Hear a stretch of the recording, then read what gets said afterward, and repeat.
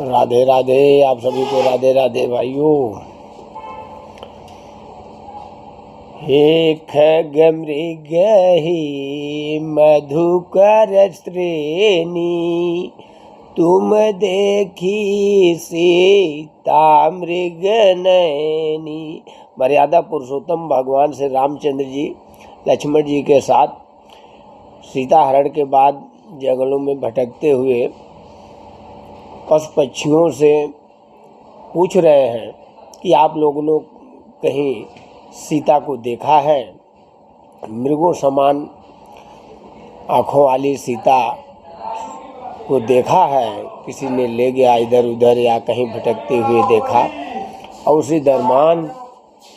उसी दरमियान बाबा भोलेनाथ और माता पार्वती और भोलेनाथ उस समय वहीं पर भ्रमण कर रहे थे और माता ने देखा कि ये भगवान होकर के पत्नी के विरह में भटक रहे हैं, ऐसा तो नहीं हो सकता है। भोलेनाथ ने बहुत समझाया, नहीं कहा मैंने थोड़ा इनको परखूंगी, बहुत समझाया कि नहीं, और 3 लोक के स्वामी है, उनकी महिमा अगाध है, उनके चक्कर में ना पड़ो। पर माता ने माना नहीं। भोलेनाथ बोले ठीक है भाई जाओ।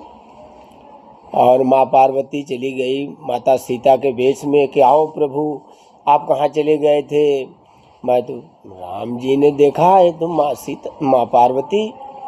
अरे उन्होंने कहा माता प्रणाम, भोलेनाथ कहाँ है?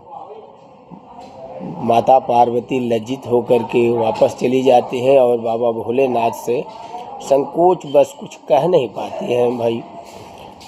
तो भोलेनाथ समझ गए बात को, समझ जाते हैं और पत्नी का स्थान बगल में होता है। भोलेनाथ ने उनको सरमुख आसन दिया कि अब माता समान हो, अब इस तन से तुम्हारा जो है वर्ण नहीं हो सकता, और समाधि लगा लिए नारायण के ध्यान में। और माता जी बहुत दुखी हुई पार्वती अपने करनी पर। उन्होंने भोलेनाथ से कहा कि पिता के यहाँ उनके पिता दक्ष उस समय यज्ञ कर रहे थे और निमंत्रण नहीं आया था। नारद द्वारा इनको सूचना मिली माता पार्वती को।